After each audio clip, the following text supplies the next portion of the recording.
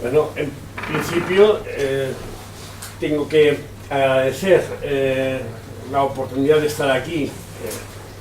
No ha habido tal esfuerzo físico, aunque tengo una pequeña molestia lumbar, una espalda hecha puré, pero venir a Valladolid siempre es un placer, y tengo que agradecérselo a la Junta de Castilla y León y en particular a Rafael Aceves la oportunidad de volver a Valladolid, de poder estar con amigos de nuevo.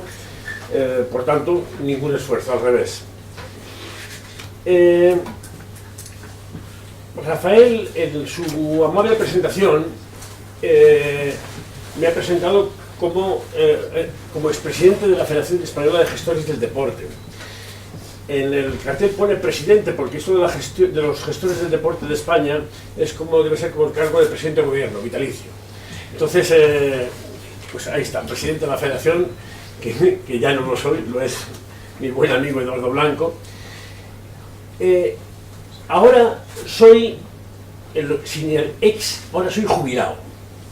Es un título que dura unos cuantos años, no sabemos cuántos, y es lo que soy en este momento. Y quiero ejercer de jubilado, pero de jubilado, de buen jubilado, es decir, de jubilado activo que pueda poner en valor, término que se utiliza ahora mucho, a través de la reflexión personal, los 42 años que he trabajado según la Seguridad Social, en opinión de la Seguridad Social. En esos 42 años de vida laboral como profesor de educación física, que es lo que ponía en mi título cuando salí del INEF de Madrid, en esos 42 años he tenido la suerte que quizás haya tenido otra gente también de mi edad y de mis promociones, de las promociones primeras de licenciados en educación física. He trabajado 9 años en un colegio, lo cual me ha dado una visión determinada de la profesión. Entrené 15 años a balonmano en niveles competitivos, lo cual me da otra visión de la profesión. He trabajado en 2 ayuntamientos grandes, el de Baracaldo y el de Bilbao, un total de unos 20 años entre ambos, lo cual me da otra visión de la profesión. He sido director del Instituto Vasco de Educación Física, del INEF Vasco, del INEF de Vitoria, durante 8 años, lo que me permite tener otra visión de la profesión. He sido durante 30 años profesor en 2 INEFs diferentes, el de Vitoria y en la facultad, en este momento, de la Universidad Europea del Atlántico en Santander, que me permite tener otra visión. Y efectivamente he estado de coordinador, he sido coordinador general del Athletic Club de Bilbao durante 2 años en el máximo nivel competitivo en el mundo del fútbol, lo que te permite tener otra visión de la profesión. Esto lo que hace es enriquecer el abanico de perspectivas sobre una profesión. Y la situación personal actual, que es la de jubilado, me obliga, casi por responsabilidad, a ser capaz o intentar ser capaz de sistematizar las visiones que de la profesión yo haya podido captar. Me gusta decir que, desde luego no es ninguna originalidad, porque es una frase copiada absolutamente a Albert Camus, mucho más inteligente y mucho más conocido que yo. Él dice que todo lo que aprendió lo aprendió en un campo de fútbol. A mí me gusta decir que todo lo que sé, todo lo que aprendí, lo aprendí en el recreo, en el patio de recreo de mi colegio, del Colegio de La Salle de Santander, en el que estudié. Esa frase es verdad, pues bastante verdad, sí. Casi todo lo que aprendí lo aprendí en el patio del colegio, en los recreos. Bastante verdad, sí. Lo que es importante es tener después un bagaje profesional en el que seas capaz de sistematizar lo que aprendiste, que es mucho. Y esa labor de sintetizar lo que aprendiste es la que ahora trato de hacer, de sintetizar no solamente el recreo, sino además los 42 años de vida profesional. Y por eso, en este momento, me interesan algunas cosas muy por encima de otras. Cuando estaba en el Ayuntamiento de Baracaldo o en el de Bilbao, me interesaba que el 14% de gente que hacía deporte en el año 75, como decía Boni antes, pues pasase a un 18%, y del 18 a un 22%, y del 22 al 50% que estamos ahora. Bueno, pues eso es... Pero eso es la cuantificación de datos, eso es cuantificación. En este momento yo tengo la sensación, y algo más que sensación, que llevamos unos cuantos años, muchos años, igual 10, muy paraditos en cuanto a la penetración del hábito deportivo en España. Es cierto que el Consejo Superior de Deportes sacó hace un par de años el último estudio sobre los hábitos deportivos de los españoles y ponía que el 53% hacía deporte, pero simplemente habían cambiado la metodología sobre las encuestas anteriores. Y la metodología pues es en este momento muy laxa, es decir, hacer deporte una vez por semana es deporte de alta intensidad, como decía antes Boni, con lo cual las estadísticas, bueno, pueden decir lo que sea, pero en cualquier caso es cierto que hemos pasado a una situación en la que tenemos un 50% de población activa en España, más o menos, y un 50% de población sedentaria. El último estudio del Eurobarómetro de la Unión Europea, que es del 2014, el último que yo conozco, es decir, tiene ya 4 añitos, decía que España tenía un 48% de la población activa. Y la verdad es que no nos ponía nada mal. Estábamos muy por encima de Portugal, como 18 puntos por encima de Portugal, estábamos 5 o 6 puntos por encima de Francia, estoy hablando un poco de memoria, pero estábamos un punto por encima de Inglaterra, 4 o 5 puntos por encima de Italia, estábamos un punto por debajo de Alemania, no tan lejos, aunque sí estábamos bastante lejos de países como Dinamarca, Suecia, Noruega. Los países nórdicos estábamos lejos aún.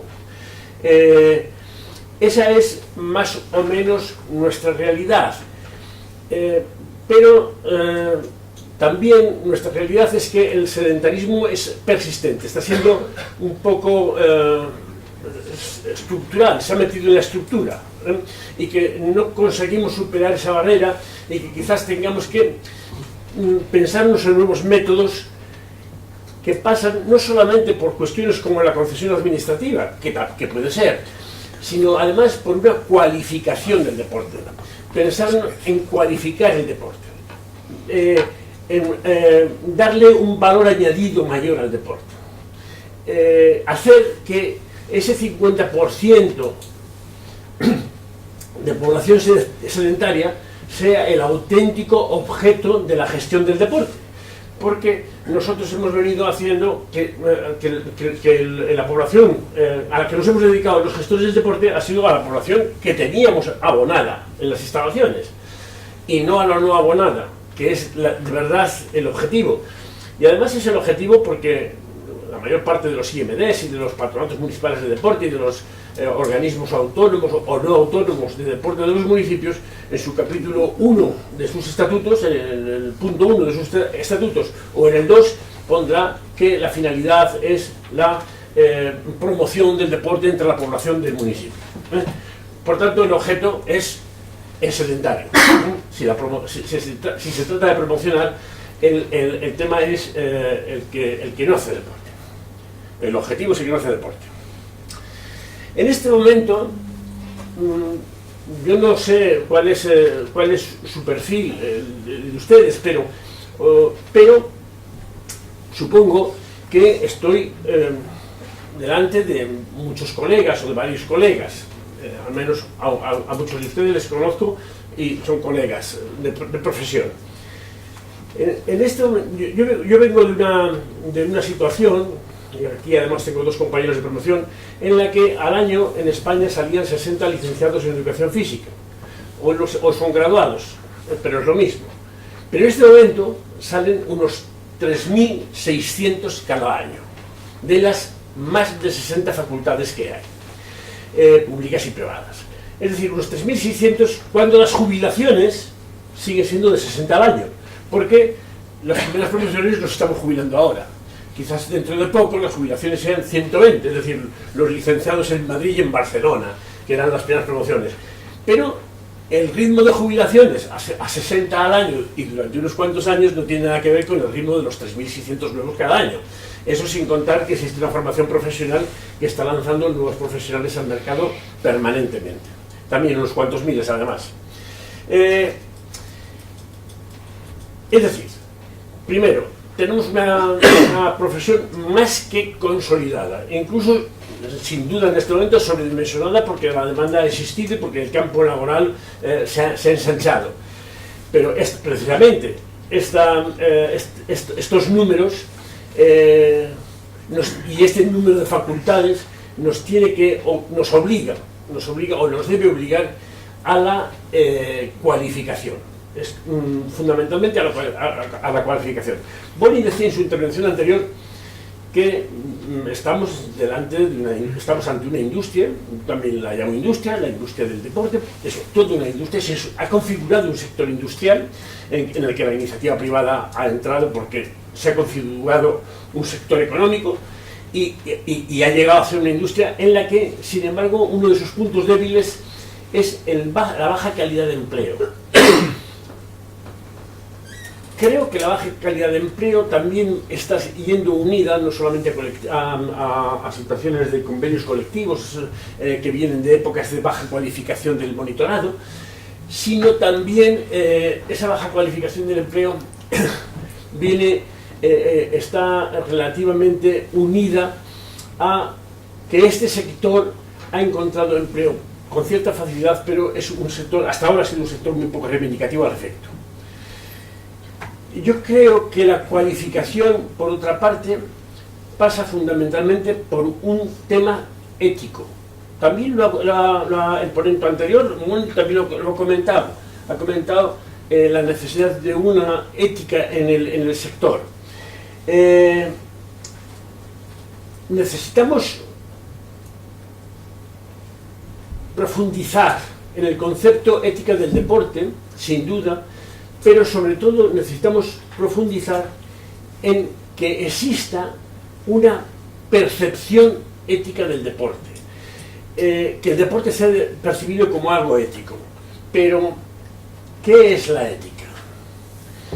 Y ahí es donde empezamos con el tema de hoy, quizás definiendo la ética porque lo confundimos o se confunde normalmente con un término fácil de confundir, que es la moral. Desde un punto de vista etimológico, ética significaría el lugar donde se vive, el lugar donde se mora. Pero por extensión y por uso de la palabra, y por hábito de uso de la palabra, ha ido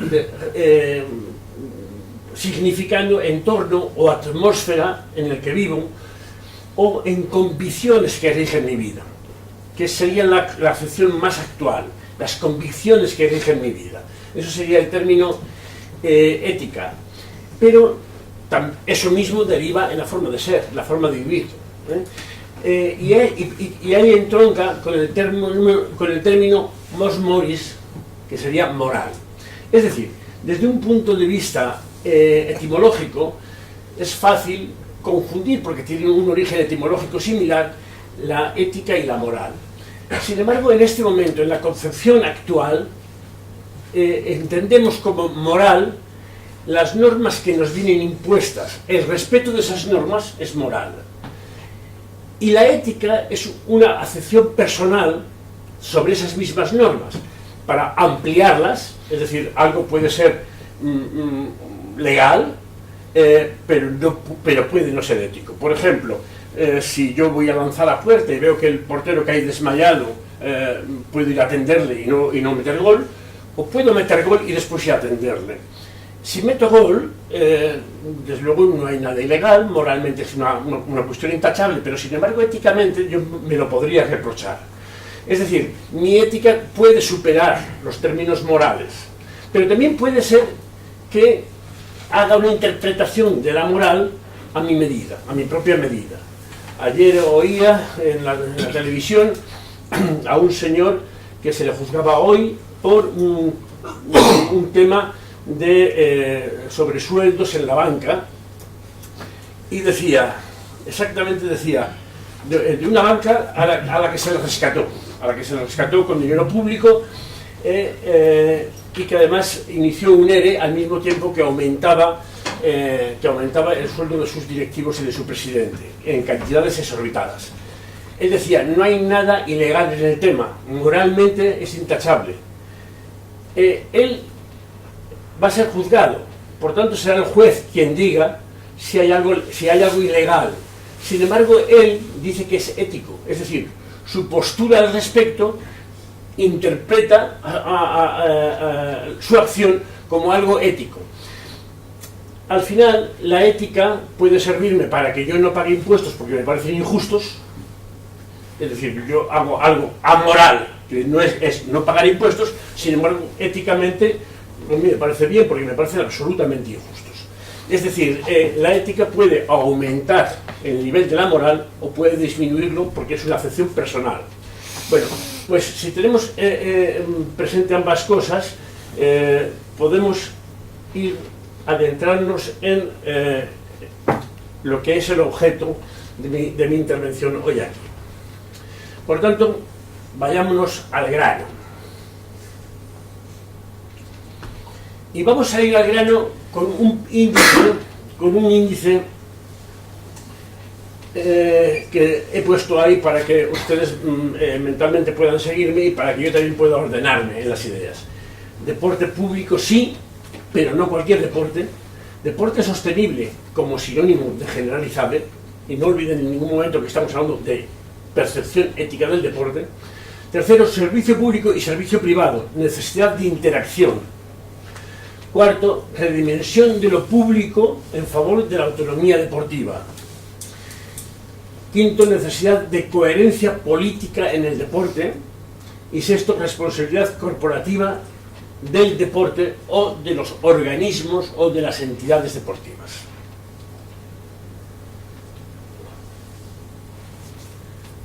Vamos a desgranar punto por punto esto en la medida que podamos. Primero, deporte público sí, pero no cualquier deporte. He querido poner ahí una imagen sacada de internet sobre el dopaje de Estado en Rusia, ¿no? Un informe de McLaren, de un investigador canadiense, dice que entre el 2011 y 2015 el Laboratorio Antidopaje de Moscú falsificó los resultados de numerosas muestras positivas bajo la supervisión del Ministerio de Deporte. Bueno, es decir, un dopaje organizado y estructurado desde el Estado, como ha quedado más demostrado y incluso asumido por Rusia. Es decir, deporte público sí, pero no cualquier deporte. Simplemente, como volveré sobre este tema, no quiero profundizar en él ahora. Es simplemente para ilustrar de qué estamos hablando. Hay una frase de Josep Ramoneda que está recogida en la primera página de un libro de Orfeo Suárez, un periodista que tiene un libro que se llama Los cuerpos del poder, que habla fundamentalmente sobre fútbol. Y la frase con la que empieza el libro es una frase del pensador catalán Josep Ramoneda. Dice: las masas pueden encontrarse en el deporte como si en él se superasen todas las contradicciones. Esto es una frase que es cada día más verdad, ¿no? En el deporte nos encontramos para superar contradicciones y sobre todo nos encontramos no como personas sino como masa. El deporte como servicio público, ¿por qué debe ser el deporte un servicio público? O una pregunta aún previa, ¿por qué debe ser un servicio? ¿Qué tiene el deporte para que la administración no considere un servicio a dar a los ciudadanos? Pues hombre, podríamos decir muchas cosas en positivo. Podríamos decir, pues, por ejemplo, que el deporte, lo que conocemos ahora mismo como deporte, el deporte que nace en la Inglaterra del siglo XIX, el deporte con la estructura actual, no hablo del deporte griego, y mucho menos delante de Ramiro Jover, me atrevería, pero el deporte actual, el deporte que conocemos en este momento, es un deporte que nace precisamente para favorecer liderazgos. En la escuela inglesa, ya digo, hacia 1840 y tantos, en el colegio de rugby, en la mitad del siglo XIX. También es importante, para favorecer liderazgos para completar el sistema educativo, fundamentalmente. También por la capacidad del deporte para la celebración lúdico-festiva, es decir, por su capacidad cultural, muy enraigada en todas las culturas populares. por la condición de lenguaje universal asimilado, consensuado, por su carácter de lucha, de agón, de confrontación. También el deporte nos ha llevado a la representación de pueblos y de ciudades y de entornos. El Valladolid juega contra el Oviedo y el Valladolid, bueno, contra el Oviedo ya no, contra el Real Madrid, y esa representación ha tenido un cierto interés para la administración durante muchos años. Es más, ha ayudado mucho a la conformación de estados en la Europa de la posguerra. La motricidad, como lucha contra el sedentarismo, la motricidad, condición indispensable del deporte, como su lucha contra el sedentarismo, se ha convertido en una herramienta importante para la sanidad. Es decir, son muchas las condiciones por las cuales, la empleabilidad, el sector económico, etc., muchas las condiciones por las cuales el deporte puede ser un servicio público. Pero no olvidemos que el deporte también lleva aparejados fenómenos como, por ejemplo, el dopaje. Acabamos de ver el tema de Rusia. Y no solamente el tema de Rusia. Las dos últimas redadas en gimnasios en España han detenido a mucha gente, por por el tráfico de sustancias ilegales en gimnasios en España. Es decir, no estoy hablando ni del deporte de competición en Rusia ni nada por el estilo, estoy hablando de España y de gimnasios. Por los defectos de anestesia en la representación social impuesta. Aquí me refiero a que es un cierto opio del pueblo, en la medida, bueno, alguien dijo que la religión era el opio del pueblo, también ha dicho alguien que el deporte es la actual religión, es decir, es un anestésico también, un importante anestésico, en el que se justifica todo. El seguidor del Atlético de Madrid puede salir con una pancarta mañana para reivindicar un mayor sueldo en su trabajo, pero le parece muy bien que Griezmann cobre 20 millones, si mete 2 goles. Es decir, es un anestésico en el que además no lo cuestionamos, está ahí el fenómeno y no es cuestionable. El deporte tiene unas tendencias peligrosas globalizadoras.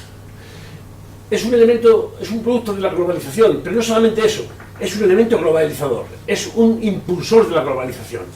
En tal sentido, es un elemento aculturador. Todos en el deporte estamos empezando a adoptar cultura norteamericana. El deporte popular, la etnomotricidad de la que antes hablábamos y de la capacidad festiva para representar la cultura popular, pues se ha cambiado por el baloncesto, por ejemplo, o por el vóley, es decir, hemos universalizado 7 u 8 deportes, que son los que tienen representación en los Juegos Olímpicos, y se han globalizado. Y esos 7 u 8 deportes, que están muy bien, también están produciendo un proceso de aculturación, es decir, de acabar con las culturas populares y tradicionales, por su permanente adscripción a la desmesura que lleva a cuestiones como la violencia, etc. Es decir, nosotros podemos tener razones importantes para que el deporte sea un servicio público, pero también tenemos importantes razones para que el deporte no lo sea, es decir, no tenga ni el más mínimo interés público. Y la balanza esta depende de la formación, de la educación, y por tanto es necesario que exista una formación en el deporte que nos incline hacia esos valores de los que el deporte puede ser portador si está bien manejado. Yo siempre digo que cuando me dicen los valores del deporte, yo digo, bueno, el deporte es una cuestión inocua. El que tiene valores es el que enseña deporte. Porque yo puedo enseñar solidaridad a través del deporte, pero yo puedo enseñar egoísmo a través del deporte. Es decir, el deporte no es un portador de valores en sí mismo, ni de contravalores tampoco. El que tiene valores es el profesional que está al frente de un grupo. Bueno, pues la inclinación hacia un lado o hacia otro, repito, es una cuestión de formación, es una cuestión de educación.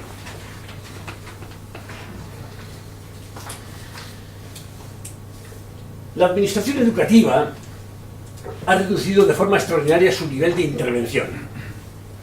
Y en este momento estoy hablando del deporte y la educación. La formación de líderes que pudo animar a Thomas Arnold a incluir en su colegio de rugby a mediados del siglo XIX, he dicho, el deporte. ¿Por qué razones metió Arnold en el deporte? Pues esas razones, para las que le metió, hoy producirían risa si se plantean como un objetivo de la educación física.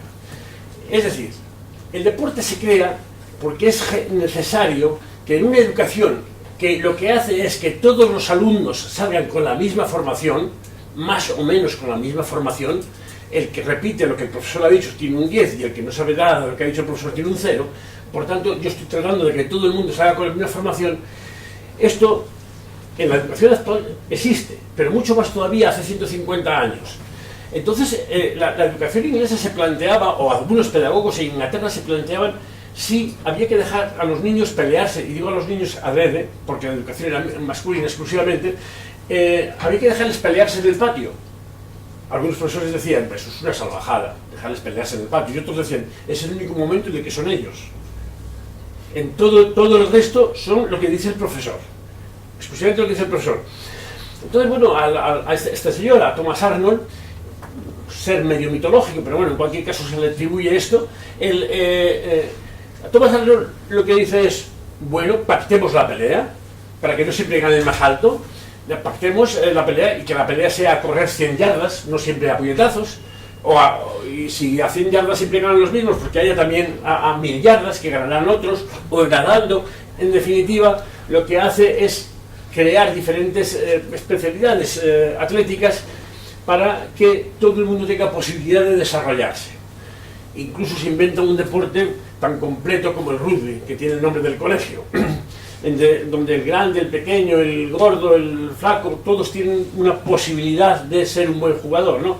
Bueno, pues es decir, lo que inicialmente lo que el deporte pretende en el sistema educativo es favorecer el desarrollo de la personalidad individual, o del líder, como decía él, que cada uno explote sus posibilidades de liderazgo.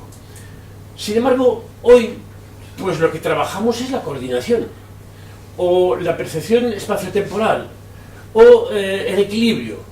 ¿Y eso está mal? No, está muy bien, pero eso no son no más que aspectos analíticos del deporte que por otra parte pretende otra cosa, que es una educación en valores.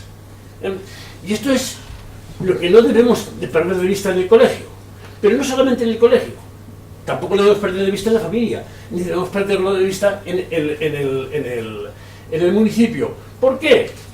Pues muy sencillo, porque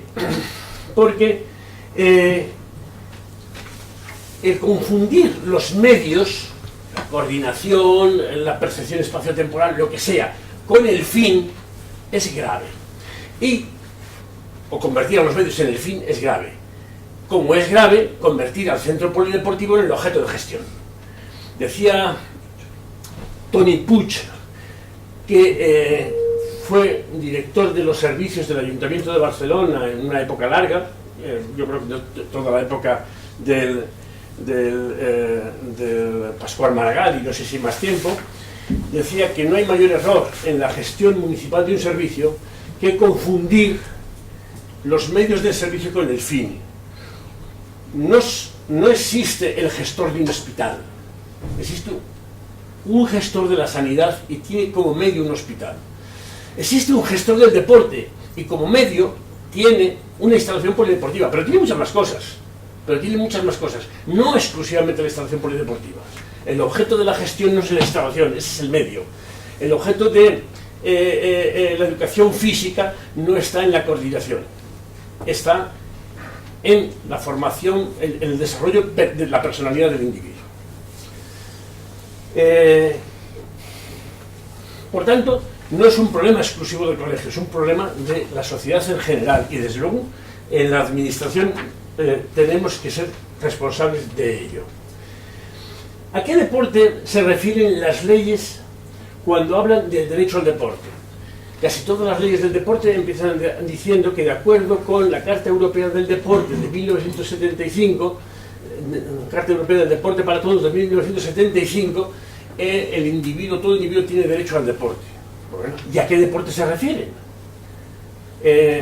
Pues evidentemente, para que algo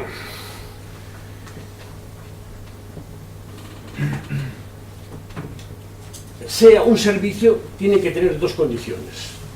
Primero, que responda a una necesidad, y segundo, que tal necesidad no esté suficientemente satisfecha por la iniciativa privada. Estas son las dos cuestiones fundamentales.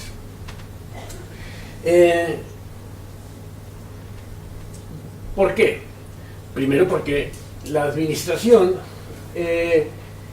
no es generadora o no debe ser generadora de iniciativas que respondan a demandas no solicitadas, sino al revés, es decir, debe ser la respuesta a una demanda. Por tanto, se refiere a, cuando hablamos del derecho al deporte, a un deporte exclusivamente portador de valores, al que yo distinguiría en dos aspectos en este momento. Primero, un deporte para todos, o segundo camino del deporte, que es José María Cajigal, que sea portador de las 3 Ds que dice Dumacedier, ¿no? De diversión, descanso y desarrollo, o, en otro sentido, del deporte clásico, que también puede constituir o debe constituir ser un servicio público, que es aquel que pretende explorar el límite individual de las personas. Es decir, yo puedo hacer deporte por diversión, por desarrollo personal o por descanso, es decir, por cambio de actividad, o puedo hacer deporte porque quiero batir el récord de España de lanzamiento de jabalina, y en ambos casos estoy en mi derecho y en ambos casos es mi derecho. Es decir, cuando nos referimos al derecho al deporte, nos referimos a esas dos vertientes de forma clara del deporte.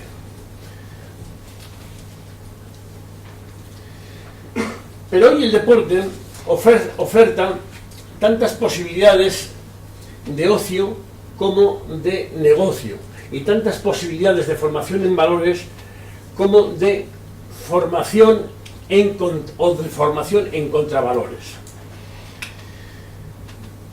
Hoy, por ejemplo, existe dentro del mundo del deporte un culto a la estética, incluso a la estética competitiva, que tendríamos que ver si eso es un valor o un contravalor. Cuando estamos convirtiendo una cuestión puramente estética en competitiva, ¿no? Y el propio hecho del trabajo exclusivamente por la estética. También tendríamos que ver cuál es la profesionalidad con la que la administración está respondiendo a la demanda de ese servicio, y la cualificación con la que está respondiendo. Después está cosas que ya he citado, como el dopaje, la tendencia a la desmesura, a la extralimitación, que hacen que el deporte tenga que ser muy seleccionado, muy filtrado, para que pueda ser considerado como un derecho. Y es cierto que lo es, y es cierto que la ley lo respalda como tal derecho, pero desde luego no a todo el deporte, no puede ser, ni mucho menos. Entendemos la gestión deportiva como el diseño de objetivos sociales o comunitarios en la dirección que ha conferido al deporte la condición de derecho de la persona o de derecho humano. ¿Y por qué lo entendemos así? Porque si es un derecho admitido por las leyes en España, las leyes del deporte son autonómicas, pero también existe una ley estatal y todas ellas están alineadas con la Carta Europea del Deporte, pues simplemente habría que decir que entendemos la gestión deportiva como el diseño de objetivos, porque primero el primer objeto de la gestión es el diseño de objetivos, y segundo, porque somos administración, o porque que satisface el derecho es la administración, y en consecuencia la administración tiene la obligación de ser vigilante con los servicios que preste, con la cualificación de los servicios que presta. Pongo un ejemplo exagerado, pero la Unión Europea ya hace tiempo que prohíbe la participación pública en los clubes de fútbol, por ejemplo, los clubes profesionales. ¿Por qué? Pues porque es una competencia desleal. No puede ser el equipo de una determinada ciudad el 80% del ayuntamiento. Esto es ilegal. Es ilegal. Entonces, esto que además fue normal en otra época, es ilegal en este momento. Bueno, pues esto lo podemos extrapolar a cualquier otra cuestión, referido al mundo del deporte. El dimensionamiento de la administración, y redundaremos sobre ello un poquito más adelante, debe ser tal que permita el obligado desarrollo de la iniciativa privada y de un sector económico como es el de la iniciativa privada. Pero tanto en la iniciativa privada como en la pública, la administración debe velar por el cumplimiento estricto de que el deporte vaya en la dirección de los derechos humanos y en dirección de los derechos de la persona.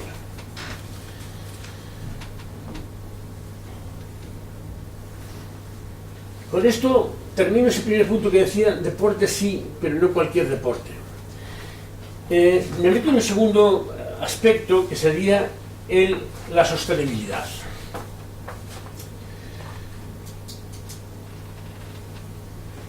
Un servicio público o privado, pero un servicio bajo la custodia de algo que es derecho del individuo, debe tener tres condiciones. Primero, la capacidad de perdurar en su entorno, no consumiéndolo ni agotándolo. Es la primera cuestión. Es decir, si un servicio termina desertizando una zona y cambiándose de sitio, ya es algo no sostenible, ¿no? Segunda cuestión, tener la posibilidad, si es un servicio, de extenderlo a toda la ciudadanía, al menos a todo aquel que lo desee. Es decir, que pueda crecer, Y la tercera condición es la misma que la segunda, o relativamente la misma, llevándolo al plano de lo económico. Es decir, que su crecimiento no agote las posibilidades económicas de quien presta el servicio. Por tanto, me gustaría aquí hacer una pequeña denuncia, poniendo la palabra denuncia entre comillas, de dos tópicos. El primer tópico es: el deporte debe estar al alcance de cualquiera. A eso nos apuntamos todos, como en Mijas. Por cierto, yo dudo de su legalidad y diré por qué ahora. Lo de Mijas, deporte público gratuito, sí, siempre y cuando se trate de tasas, pero no si se trata de precios públicos. ¿Con qué derecho ponen en Mijas el aeróbic gratis, mientras que los gimnasios privados lo están cobrando, lógicamente? Que han pagado y están pagando tasas, han pagado licencias, etcétera, etcétera. Supongo que si yo quiero hacer aeróbic en Mijas y quiero hacer un gimnasio privado, me lo pagará el ayuntamiento. Si no, no lo veo legal. Lo veo competencia desleal absoluta. Pero sí es legal. Bueno, te explico luego. Sí, ya sé, haciendo hablando del interés público, pero digamos que haciendo solo haciendo un expediente solo de tasas. Haciendo un expediente de tasas, efectivamente. Solo de tasas, sí. Pero eso mira, bueno, pero eso y explicaré, porque eso va también en contra de la ley del año 2013 de la racionalización del gasto público. Absolutamente en contra. Bueno, primer tópico, el deporte debe estar al alcance de cualquiera. Evidentemente tiene que estar al alcance de cualquiera. Pero para que esté al alcance de cualquiera tiene que tener una serie de condiciones. Por ejemplo, que no agote los recursos. Y esto, la falta de crecimiento de la infraestructura deportiva, la falta de crecimiento hace que el deporte no esté al alcance de cualquiera. Por ejemplo, tú puedes ponerlo gratis, pero si tengo una piscina para 50.000 habitantes o para 60.000 habitantes, no está al alcance de cualquiera, solamente de los que caben en la piscina, por muy gratis que sea. Y esto se suele combatir con nuevos tópicos, tal como la limitación de los recursos de la administración. Yo lo tengo todo gratis, pero no tengo 3 piscinas como necesitaría porque no tengo recursos. Bueno, tú estás haciendo que una serie de personas sean privilegiadas. Pero bueno, ese es otro tema. Es decir, nosotros tenemos muchos tópicos para contestar a cuestiones que en definitiva lo que están escondiendo es una no gestión o una mala gestión. Continuamos con el tema de la sostenibilidad, de la cual, bueno, yo aquí hablo de 4 sectores de sostenibilidad: económica, energética, medioambiental y deportiva. Todos ellos son diferentes, pero todos ellos con entronques bastante comunes. Voy a detenerme un poquito más en esta parte que afecta prácticamente a todos. Tenemos el convencimiento de que un deporte que se ha puesto al alcance de los ciudadanos,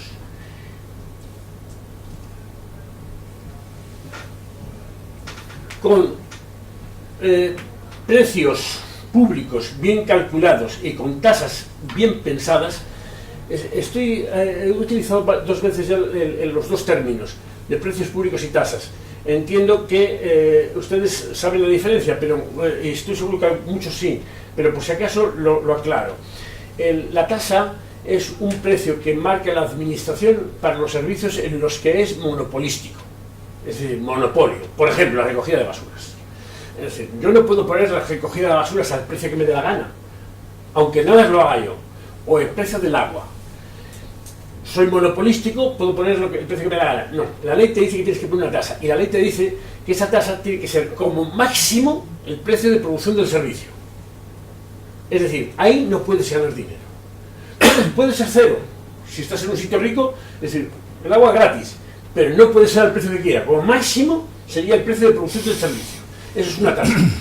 Llevado al mundo del deporte, un campo de fútbol, no existen campos de fútbol o de rugby, no existen campos de fútbol o de rugby o pistas de atletismo, no existen campos de ese tipo privados, en general, son públicos. Entonces, ahí los precios que hay que poner son tasas. Como máximo, el precio de producción del servicio, como máximo, porque es un monopolio. Sin embargo, el precio público es algo totalmente diferente. El precio público es el que son los precios que pone la administración cuando compite con el sector privado. La clase de aeróbic, la administración tiene que ponerla, por eso decía yo de Mijas, que no es legal, la administración tiene que ponerlo como mínimo al precio de producción del servicio. Lo que era el máximo para la tasa, ahora es el mínimo. Si a mí la clase de aeróbic, producirla, me cuesta 10 euros, pues tengo que cobrar como mínimo 10 euros. Y como máximo lo que quiera. Ahí entro en el libre mercado. Si pongo mucho, la gente lo vendrá y se irá a otro. Pero, como mínimo, el precio de producción del servicio. Y eso está pensado precisamente para la convivencia pública-privada. Lo mismo. Bueno, pues dicho esto y entendiendo que son precios públicos y tasas, nosotros decimos que la administración fundamentalmente se debe dedicar a los gastos de provisión y el ciudadano consumidor a los gastos de prestación, hacer frente a los gastos de prestación. Con este equilibrio entendemos que un servicio municipal de deportes o un servicio de deportes simplemente no se agota en sí mismo, puede seguir creciendo siempre, porque no generará déficits. ¿Qué son los gastos de provisión y qué son los gastos de prestación? Los gastos de provisión es poner al alcance de la ciudadanía una determinada posibilidad. Por ejemplo, pongo un museo en Valladolid. ¿Quién paga eso? Pues lo pagamos con los impuestos todos. Lo pagamos con nuestros impuestos todos. Dice, yo nunca voy al museo. ¿Por qué tengo que pagar eso? Porque tienes la posibilidad, porque el ayuntamiento te da la posibilidad de ir al museo, aunque después no vayas. Sin embargo, están los gastos de prestación. Cada vez que yo voy al museo, pago una entrada. ¿Estoy pagando la infraestructura? No, estoy pagando la exposición que hay. La infraestructura ya la hemos pagado entre todos. Una cosa es la provisión y otra es la prestación. Un parking, hacer un parking, lo pagamos entre todos. Y dices, joder, yo no tengo coche. Bueno, pues por cuando lo tengas. Pero lo pagamos entre todos. Sin embargo, el que va a aparcar es el que paga. Está pagando el empleado, está pagando la pintura, el mantenimiento, etc. Esos son los gastos de prestación, de provisión y de prestación. Un centro deportivo, ¿con qué dinero se hace? Con el de todos. Es un gasto de provisión. Una piscina, con el gasto de con todos, provisión. Sin embargo, ¿quién paga al profesor de natación? ¿Quién paga el calentamiento del agua? Esos son los gastos de prestación. Eso es el que va. Bueno, esto es importante entenderlo. La provisión está muy bien, que el ayuntamiento provea pero después está la prestación de servicios, monitores, seguros, calefacción, limpieza. Eso es el que va, solo el que va, el que no va no. El que no va no. Como en el museo, como en el parking o como en la utilización de las autopistas. Solamente el que pasa por ella paga el mantenimiento. Esto sería la diferencia entre ambas cosas. Y es importante tenerlo muy en cuenta porque la provisión es dar posibilidades y la prestación es el disfrute de tales posibilidades. Aquí he querido hacer un pequeño homenaje poniendo la foto ahí de un exalcalde de Bilbao que falleció hace muy poquito y por tanto he querido hacer un pequeño homenaje. Es el alcalde de Bilbao, José Luis Robles, con el que yo entré a trabajar en el Ayuntamiento de Bilbao hace 35 años, 34 años, en el año 84. En aquel momento, Bilbao tenía una sola piscina pública municipal y cuando yo entré se inauguraba la segunda. Y recuerdo que en la inauguración, en el acto inaugural de la segunda piscina pública de Bilbao, el alcalde me dijo, yo era el director de aquella instalación, recién entrado, el alcalde me dijo, bueno, ¿estará usted contento con una segunda piscina en Bilbao? Y le dije, sí, claro que estoy contento, pero, el alcalde, necesitamos 12. Era la segunda. Hoy Bilbao pues soy de a las 12, es decir, estos 30 años que han pasado desde entonces, o 30 y algo, pues todo el mundo, todas las ciudades han cambiado su fisonomía deportiva. Y me dice, ¿y por qué 12? Le digo, porque necesitamos una piscina más o menos por cada 30, 32.000 habitantes y estaríamos en los ratios de las ciudades alemanas y tal. Yo iba de enterado, pero el alcalde era más enterado que yo. Y me dice, si con una piscina que tenemos hasta ahora, tenemos un déficit de 50 millones de pesetas, por 12 serían 600 millones. Y te quedas con todo el presupuesto del ayuntamiento y más, porque no tenemos eso de presupuesto municipal. Y le dije, no, alcalde, sería pues con los mismos 50 millones de déficit que tenemos. Y dice, entonces las que quieras. Es decir, si tú eres capaz de no generar déficit, puedes crecer. Es lo que me dijo el alcalde. Si tú no generas déficit, puedes crecer limitadamente, puedes poner el servicio al alcance de todos los ciudadanos. Ahora, si das el servicio gratuito, se acabó, no puedes crecer. Con unos 50 millones, con 2, 100. Y con 10, 500 millones, que no los tiene el ayuntamiento de presupuesto. Por tanto, huyamos un poquito de la demagogia. La demagogia. El crecimiento de la infraestructura, para poner la infraestructura al alcance de todos los ciudadanos, pasa porque los gastos de prestación de los servicios sean pagados por el consumidor. Por el consumidor. No entiendo lo de Mijas, sigo sin entenderlo. ¿Por qué coño han puesto gratis el deporte y el pan? Y no las lentejas. Seguro que si haces una encuesta prefiere la gente que le pagues el autoservicio. No lo entiendo. Pero, en cualquier caso, por eso digo que sigue habiendo al respecto demagogia.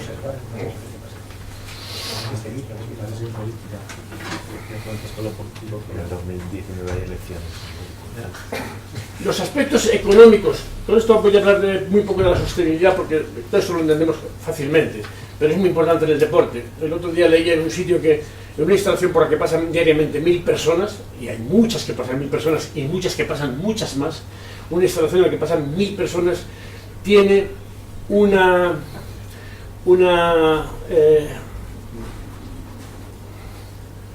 ataque medioambiental. Una huella medioambiental, no sé cómo llamarlo, huella es más correcto, pues una huella medioambiental similar a la de una casa de vecinos de 300 familias. 300 familias viven en muchos metros de calle, pero cuando 1000 o 1000 y pico personas se van a duchar a una instalación todos los días, consumen agua caliente todos los días, es de verdad una agresión al entorno importante. Dicho eso, me gustaría hacer una pequeña reflexión sobre esto. Los aspectos económicos y medioambientales de la sostenibilidad, hemos hablado ahora mismo de los aspectos económicos de la sostenibilidad, pueden confluir en el deporte si consideramos a la naturaleza y a su cuidado como la primera y la más importante provisión deportiva, contra la que evidentemente no puede atentar ninguna prestación. Para que se me entienda un poquito lo que quiero decir ahí, el cuidado de la naturaleza es básico, hagamos lo que hagamos en ella, es decir, la prestación que hagamos en ella no puede atentar contra la provisión.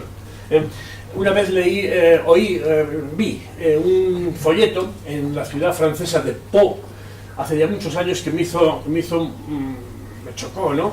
Había una empresa de deporte aventura francesa que ofertaba en Pirineos, pues una ciudad pirinaica, está en parte norte de los Pirineos, ofertaba excursiones en 4x4 y en quad, garantizando la persecución por parte de la Guardia Civil Española.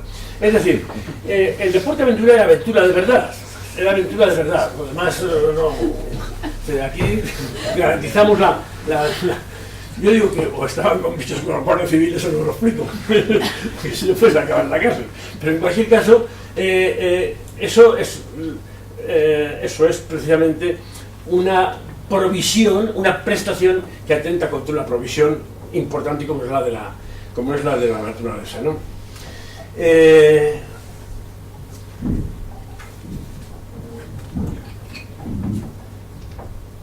Bueno, esto no es más que una imagen en el que una instalación deportiva pretende evidenciar lo que una instalación deportiva lanza todos los días al medio ambiente.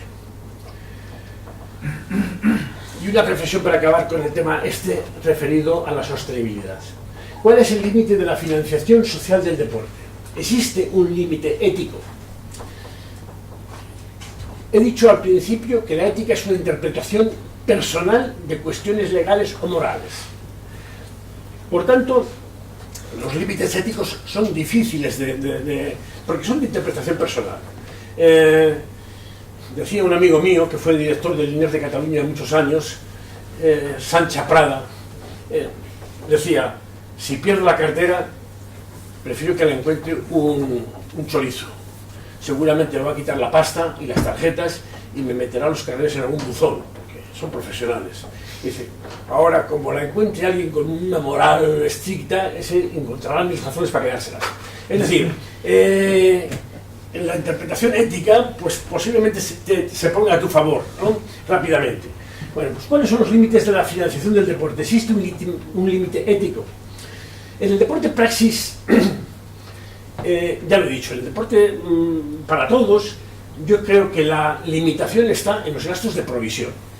A mí me parece muy bien que el ayuntamiento saque un terreno y lo ponga a concesión administrativa, es decir, que pueda decir un operador privado hacer algo y explotarlo. El ayuntamiento ya ha puesto una provisión, que es el terreno, o que haga un polideportivo para que juegue el equipo de la ciudad, o que haga un polideportivo del tema que quiera.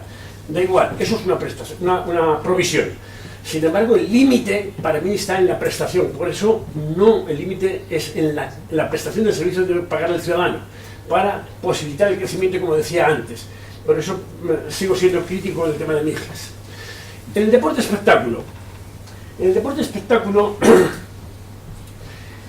yo sería partidario de una intervención pública en eventos extraordinarios. Pues sí, es decir, que la Vuelta a España entre en Valladolid, que se traiga el campeonato mundial de no sé qué, pues eso está muy bien porque seguramente pues servirá como activador económico en la ciudad, servirá como revulsivo para la propia ciudad, es decir, la gente estará contenta, en fin, eso está bien.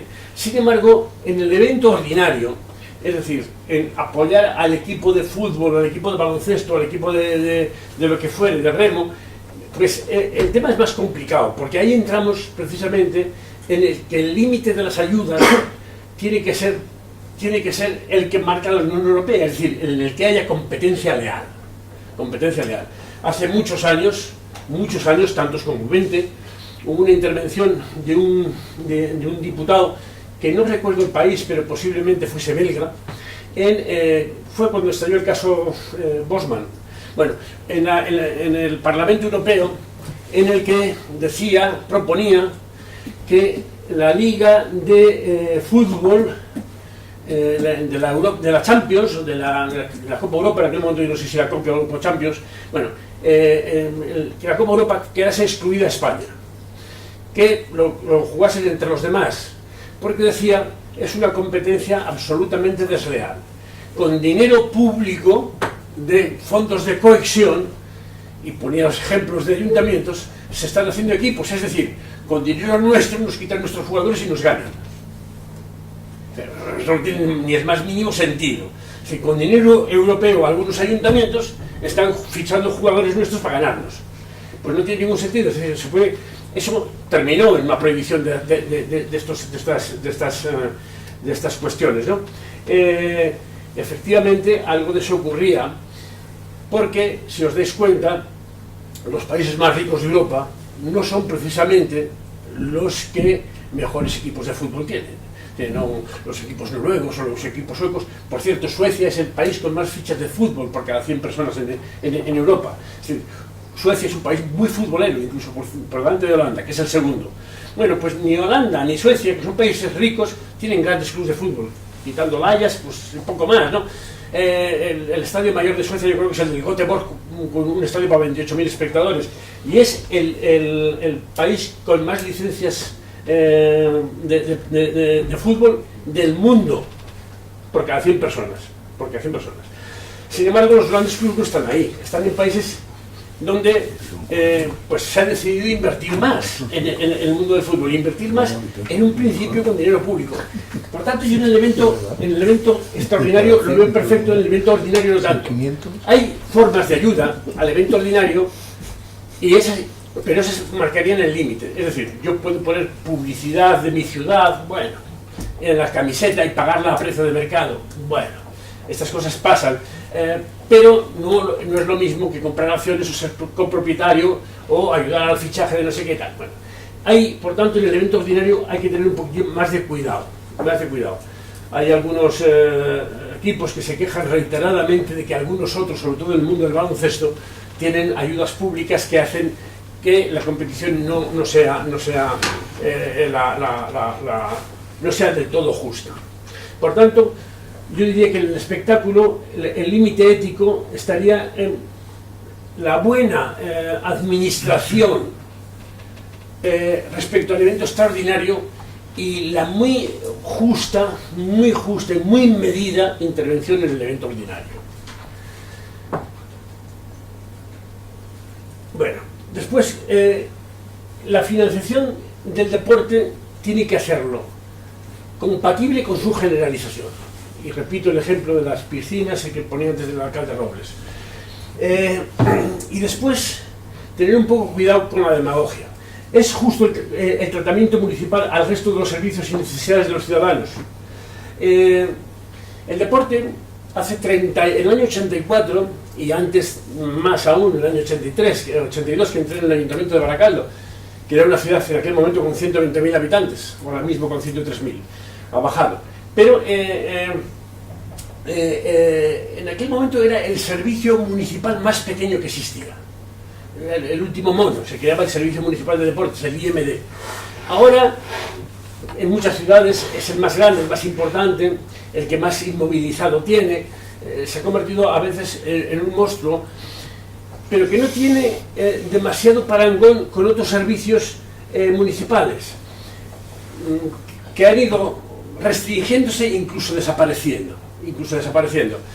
Hace unos días, esta semana concretamente, alguien me decía, hablando de un mercado público, precisamente en Baracaldo, que se ha convertido en una instalación deportiva, una concesión administrativa, por cierto, me decía, es que los mercados públicos ya no tienen sentido, porque Continente, Prica, o qué sé yo, Eroski o Mercadona hacen la función, y la hacen perfectamente. Es decir, Abastos y los mercados de abastos han ido restringiendo su acción pública en función de un crecimiento de la iniciativa privada y de la oferta privada, que los ha pasado por la derecha y por la izquierda, y ya el mercado público empieza a tener menos sentido, y algunos mercados públicos se han convertido en un polideportivo, por ejemplo en el caso de Baracaldo, en el centro mismo de Baracaldo. Es decir, ¿cuál es el tratamiento de otros servicios incluso más importantes que el deporte de cara a la percepción del ciudadano. Pues son la trayectoria es la que estamos viendo. Yo recuerdo, por ejemplo, cuando entré en el Ayuntamiento de Bilbao, no sé, en otros sitios donde había una funeraria pública, los servicios funerarios públicos, que ha desaparecido también. Es decir, el sector privado acaba con el público en servicios tan necesarios como es, por ejemplo, un internamiento. Dicho esto, hay que tener cuidado porque en el deporte, en este momento, pues la iniciativa privada ha encontrado la posibilidad de crear una industria. Y eso, en nuestra economía de mercado, es lo lógico, parece lo lógico. La tercera cuestión que nos planteábamos al principio, era el tema del servicio público y el servicio privado, la necesaria interacción. Pongo ahí dos caras de la misma moneda. Poco hay una diapositiva, una transparencia, como quieran llamarlo, una proyección de un artículo de la Carta Europea del Deporte de 1992, que es el texto base para todas las legislaciones que se han hecho posteriores al 92 en todos los países de Europa. Dice, se animará a las organizaciones deportivas a que anuden relaciones mutuamente provechosas entre ellas y con socios potenciales, tales como el sector comercial, los medios de comunicación, etc., sin que ello signifique una explotación del deporte o de los deportistas. Es el artículo 3, párrafo 5 de la Carta Europea del Deporte. Por tanto, algo que está firmado por todos los ministros europeos en el año 92 y que no ha sido derogado, sino ampliado en todo caso, e incluso instando la Unión Europea a que la participación privada en el mundo del deporte sea mayor.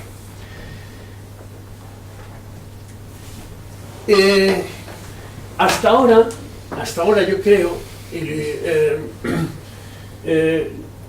creo que la administración hasta ahora lo ha hecho muy bien, muy bien. Por tanto, no planteo ni la más mínima crítica, porque si en el año 84-83 estábamos con un 14% de deportistas y en este momento, con todo el parque público de instalaciones que se ha creado en España, que es inmenso, estamos en el 50%, algo se ha hecho bien, muy bien, se ha hecho muy bien, no bien, muy bien. Sin embargo, y esto lo decía antes Boris Teruelo, desde hace unos 10 años estamos muy parados con ese 50%. Y para obtener resultados diferentes, es decir, para hacer una política eficaz contra el sedentarismo, pues algo diferente también debemos hacer. Y ese algo diferente es algo diferente a lo que veníamos haciendo. Y en la administración tenemos algunos puntos débiles. Entre otras cuestiones, yo siempre digo que en la administración hemos sido muy malos vendedores. Sí hemos puesto al servicio del ciudadano lo que nos ha pedido. Eso es verdad. Es decir, hemos prestado un servicio que se nos pedía. Pero como ya no me piden más, no hago más. ¿Quién vende deporte en España en este momento? ¿Quién se dedica a promocionar de verdad el deporte? Pues hombre, hay campañas que hacen los ayuntamientos que están muy bien, pero no demasiado. Aquí en España quien más promociona el deporte, y lo llevo diciendo años, es, pues, qué sé yo, ciertas marcas comerciales como Colacao, que cada vez que anuncia Colacao sale una familia en bici, como dicen los publicistas, el medio es el fondo, ¿no? O el medio es el fin. Si sale una familia andando en bici y te dicen que el Colacao es el desayuno de la juventud o no sé qué, lo que te están vendiendo son dos cosas. Colacao por un lado, desde luego, y por otro lado una forma de vida. Y en este caso la forma de vida es andar en bici en familia. Si te dicen que no pesan los kilos, que no pesan los años, que pesan los kilos, y hay una botella allí de Fontenova y dos señoras jugando al tenis, te están vendiendo agua Fontenova y el tenis. Si te dicen que no sé qué colonia huele muy bien y sale un hombre con un señor allí con una copa en la mano, te están vendiendo un deporte. Es decir, en este momento el deporte está bien, está de moda, y son muchos las marcas comerciales que nos venden deporte, incluso mucho más que la administración, y eso está muy bien. Aprovecharse de que nos lo vendan otros también está muy bien. No hay no hay ningún problema. Pero nosotros estamos en una economía de mercado, que es la que nos hemos dado. Y en esa economía de mercado, el empuje del sector privado tiene la obligación de superar al público, porque entre otras cosas se juega su propio dinero. Es decir, la promoción de lo privado está siendo muy superior a la promoción de lo público. No en deporte, sino en todo.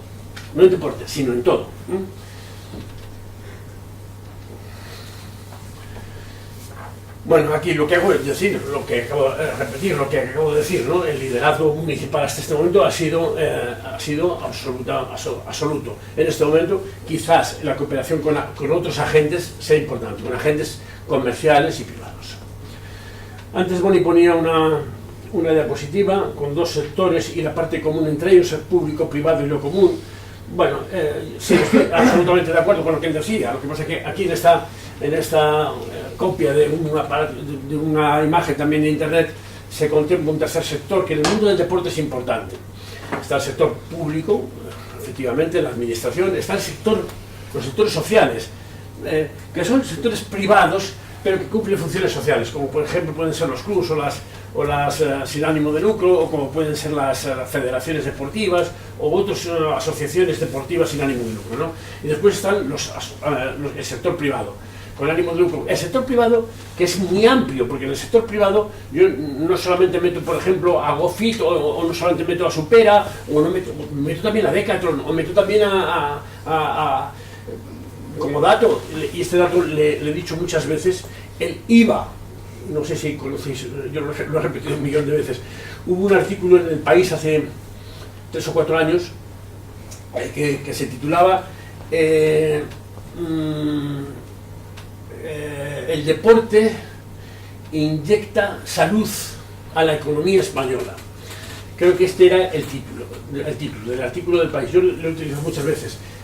En ese artículo se decía que, entre otras cosas, el IVA que había pagado Decathlon en el año 2013 en España, con 70 y tantas tiendas, en aquel momento tendrá más, era superior al presupuesto de la primera y segunda división del fútbol español, de todos los equipos juntos.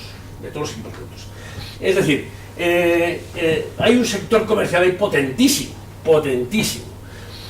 Otro dato que doy ahí, bueno, este dato es muy impactante, pero lo he repetido ya demasiadas veces y es un poco viejo. En el año 2001, en un estudio hecho, estando yo en la Diputación de Vizcaya, hicimos un estudio con las 3 diputaciones y con el gobierno vasco. El IVA recaudado por el deporte era exactamente algo más del doble que el dinero que se había gastado el gobierno vasco, las 3 diputaciones y todos los ayuntamientos del País Vasco juntos. Algo más del doble. Es decir, no solamente la administración no se había gastado ni un solo duro en deporte, sino que había tenido un ingreso vía deporte muy importante. Y en aquel momento, cuando se hizo ese estudio, el IVA era del 8%. En este momento es del 21%. Se lo discutiste.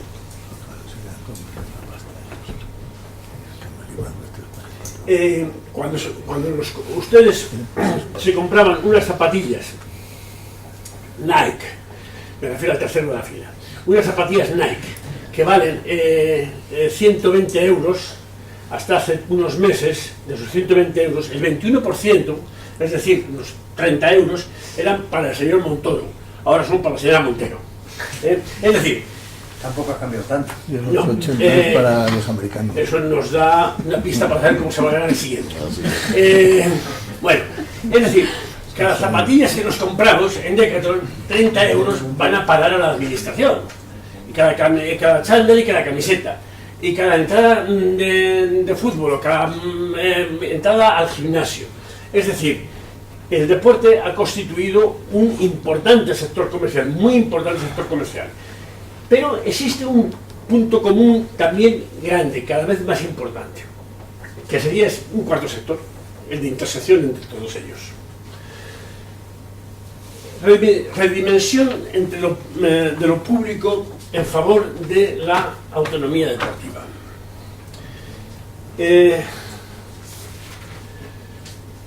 El deporte es básicamente una opción de ocio, como puede ser tomar cervezas, que también es una opción de ocio. También de salud o de relación social, un hábito cultural o una herramienta pedagógica, que entronca fundamentalmente con el ámbito privado de las personas y solo colateralmente con el ámbito administrativo. Por ejemplo, ¿qué le correspondería en el mundo del deporte a la administración? Pues bueno, la educación obligatoria, por ejemplo, está regido por la administración, por el Ministerio de Educación. Las funciones públicas delegadas de las federaciones, pues también, es decir, la administración está pagando a las federaciones porque cumplan unas determinadas funciones públicas. Hacer la selección nacional, hacer la selección autonómica, etc. Esas son funciones públicas.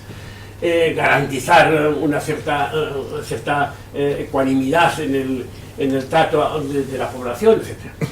Esas serían las funciones públicas. Pero todo el resto es el mundo privado.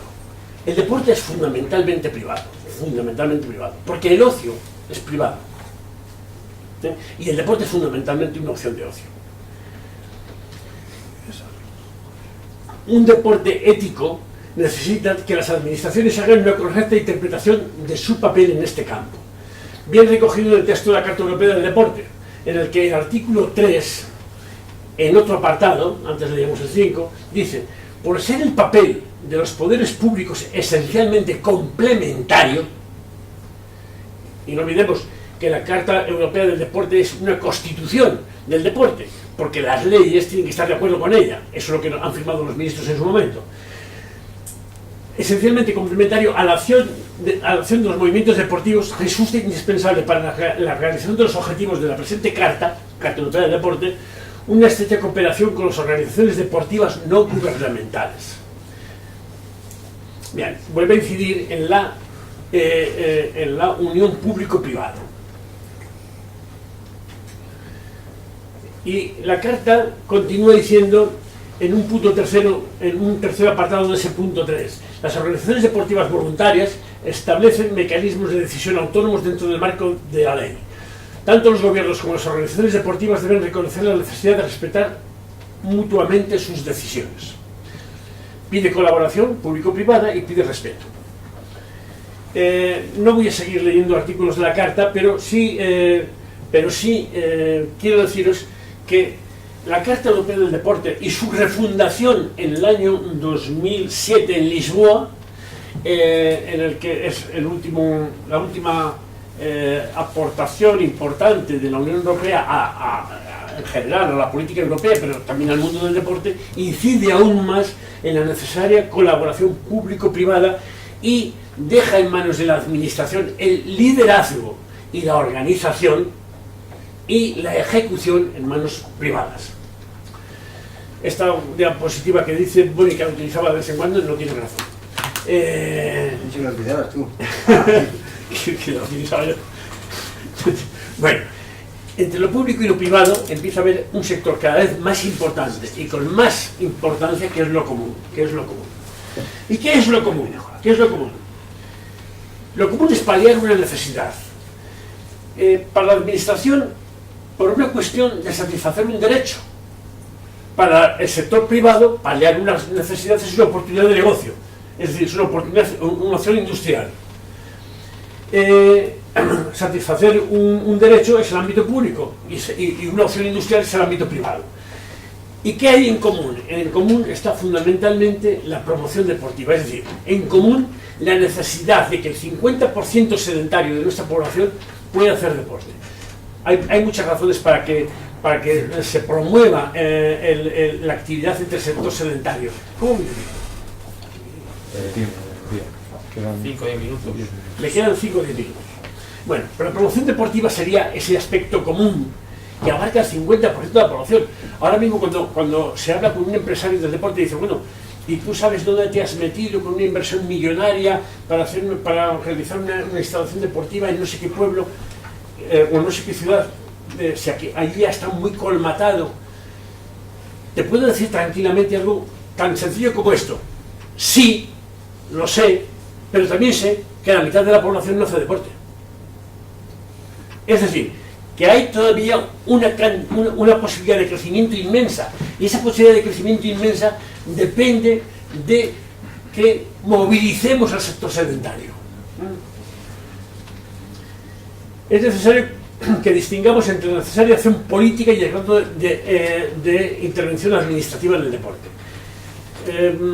Esta diapositiva está aquí bastante mal colocada porque ahora hablaremos de la decisión política. Quinto punto: necesidad de coherencia política en el deporte.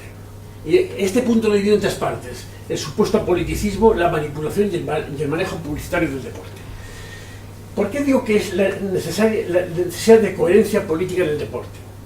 En el deporte, decía Ramoneda, y con esto empezaba la intervención, en el deporte las masas se encuentran como si ahí, en ese mundo, se superasen todas las diferencias, ¿no?